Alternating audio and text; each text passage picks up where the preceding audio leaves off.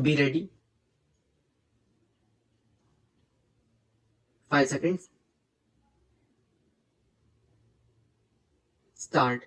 Sir, I would like to make a few observations so that the Honorable Minister will make a note about the way in which these institutions are being run. It is a good thing that these institutions have been started, but at the same time, we are suffering from lack of coordination in regard to our technical education. We have certain institutes like the Polytechnic, etc., under the Scientific Research and Cultural Affairs Ministry, and they are run through the state governments. Then there are the engineering colleges under the universities, and thirdly, sir, trade technical education is imparted by the Central Labor Ministry at the state level. In addition to that, the states have certain arrangements of their own for technical education. I feel that there is no effort at coordination, and that leads to a great deal of confusion. Perhaps if there is effort, there are certain difficulties. I hope the Honorable Minister will tell us about that. I would also like to suggest that even in these four institutions, as for some time, the medium of instruction would be English for emotional integration.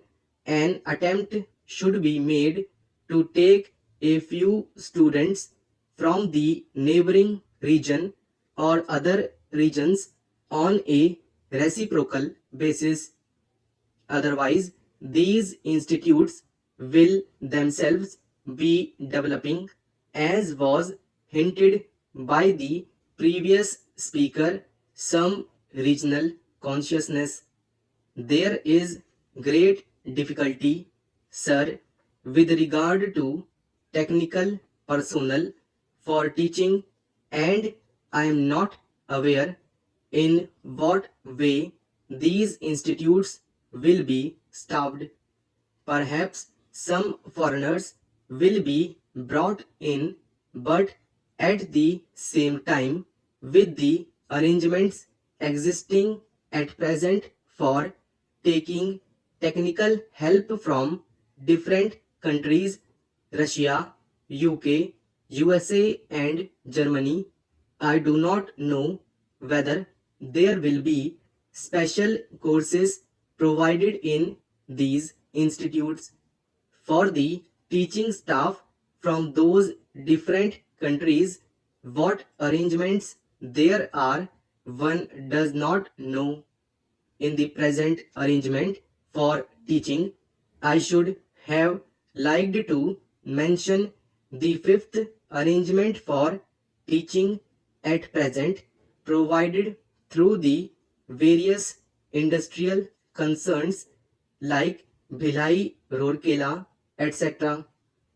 All these big concerns have their big technical schools, and they take their students for postgraduate work as also for research work. What will be therefore happen with regard to the standard is a question. Sir, we are not at all sure in our country about the correct use of terms. I would, for instance, mention here the word polytechnic. They have one school, and even if there is arrangement for starting another subject, no effort is made, and no sooner they feel they should give guarantee of some sort of technical education without proper enquiries with regard to the possibilities for employment and the various mineral resources, etc., and the basic education that should enable the students to enter the polytechnics to have the training where it is available. These polytechnics are started.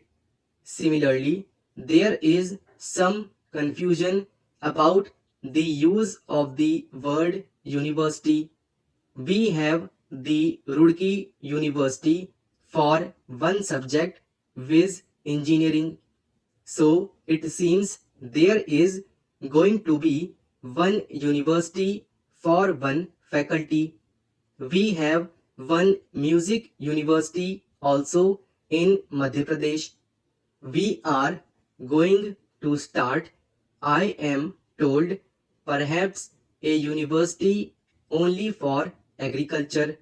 So, if these institutes are there, which term seems to be really the appropriate word in place of these one faculty universities, I think the Honorable Minister should take the initiative in determining what should be the exact connotation of these terms. Otherwise, one day, as was pointed out, there will be perfect confusion. There comes also the question of the recognition of the degree given by these institutes. Of course, if the training with the special facilities available and the specially recruited staff available is of a high standard, naturally, people would be very anxious to recruit the people who have passed out from there. In the beginning, there will not be any trouble with regard to making use of the graduates turned out from there. But the question of recognition has to be decided on certain principles, and those principles should be laid down and followed from the beginning. Now, I would like also to mention the question about scholarships. It was pointed out that certain scholarships, especially to the children of the working class, should be given. I would like to point out here that there is already provision for that, and it is not something new. What I would like to stress is that scholarships should be in larger numbers. These scholarships do not seem to be adequate for the rising standard of living and the cost of living. The scholarships that are given do not meet half the need. There is yet another matter which the Honorable Minister is the proper person to inquire about, and that is the merit scholarships that are available in different states to students for technical subjects or to other students who pass with very high marks are not given by the states if they read outside the state.